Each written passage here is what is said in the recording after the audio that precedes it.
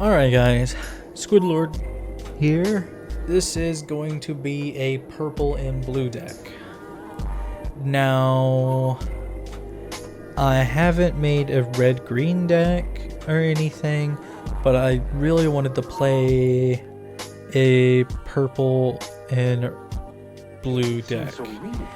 So a lot of the staples from both sides of the decks are going to be forced over here, and you're going to really see what's going to be needed as like staples for any deck building for this Godzilla expansion for Chrono Clash.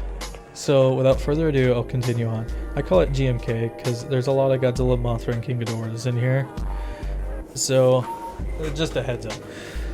So first off, we got Godzilla's Invasion, really good staple, really good cost. It's in here at 3. We got Drat in here at 3. It's a really good 1-drop. We got Awakening, a really good plus card in general. We have Batra Larvae. Now, we don't run Mothra Larvae. Reason being, I don't think we do. No, we do. Alright, we don't run Primitive Mothra. We don't run that because Batra Larvae is 1 less cost than Primitive Mothra and essentially does more than what Primitive Mothra does. Because Primitive Mothra is a 3 cost, 2 strength battler that says whenever it dies you get to draw a card. Batra Larvae is a 2 cost, 1 strength, and whenever it dies you get to draw a card. Also, when he attacks, you get to tap a battler. So he does more than, you know, Primitive Mothra does already. So he automatically takes that spot in my point. You have Fairy Mothra at 3 because it just does really good staple sneak attacker. Now we have Sap Trap at 2. Reason being is because you're not really wanting to play the I'm going to pick and choose what I'm going to kill kind of thing here. You're mainly wanting to draw and to play out sneak attacks as fast as you can.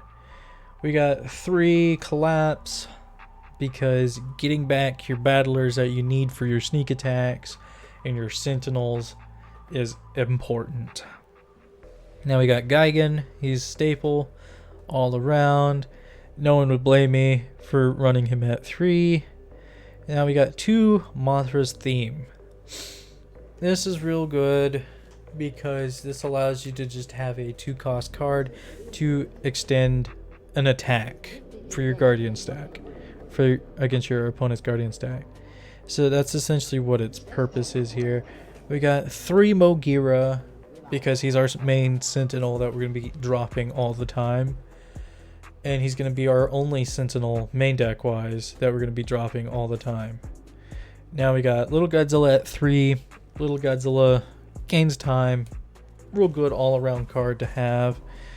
Mothra Larvae at 3 because you give us the EX draw. Then we have 3 Lightspeed Mothra. Now, for my blue-green deck, I was really considering throwing in Lightspeed Mothra, but I just really didn't have enough space to throw Lightspeed Mothra in. Lightspeed Mothra comes in with fast, evasive, and has withdrawal.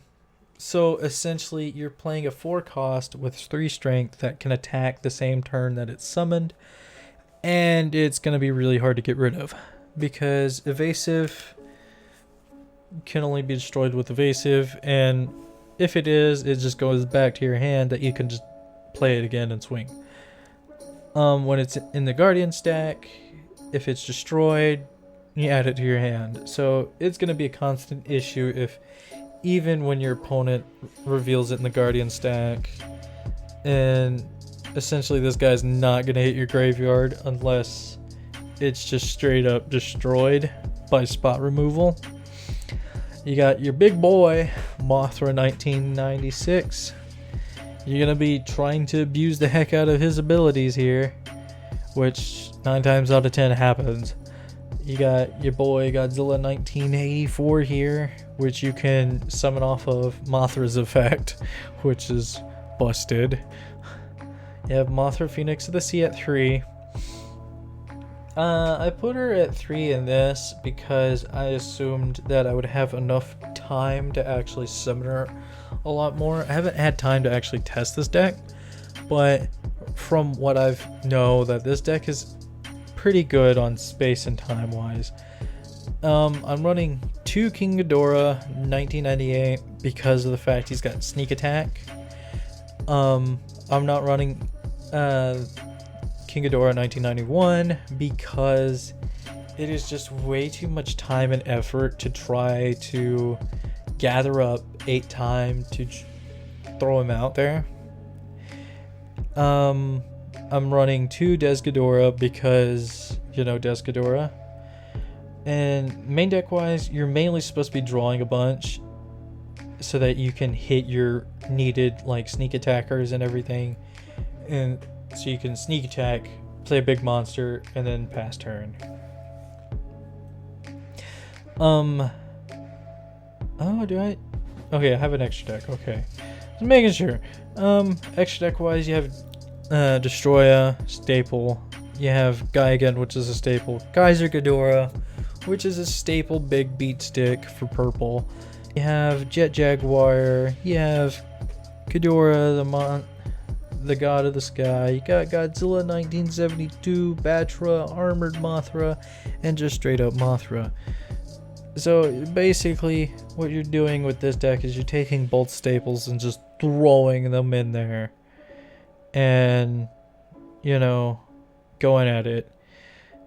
Now, this deck, I haven't played it like I said before, but I'm really hoping that this deck gets to see proper play sometime soon, because having a draw heavy, sneak attack heavy deck, in my opinion, would be really busted. And if Chrono Clash does decide to give us more support for the Godzilla set, I would be more than thrilled to update these decks. The next deck profile I'll make is a red-green deck, which is going to be busted because sneak attackers, with the fact that they have sentinels and cost reductions, oh, too good. But what are your opinions, guys? What kind of decks do you want me to try to build or mess around with? You know, comment down below. If you like this video, please drop a like, hit that subscribe button, and ring that bell icon to be notified of any sort of video updates, whatever. Check it down in the link in the description below. There will be my Facebook page. And since you're on Facebook, why don't you go ahead and look at the official Chrono Clash Facebook pages, as well as the official Chrono Clash groups. Those groups also happen to have a link to the official Discord server, which everybody happens to be on. So you can check all that out, you know. But as always, guys, keep up the shenanigans. I'll see you guys in the next video.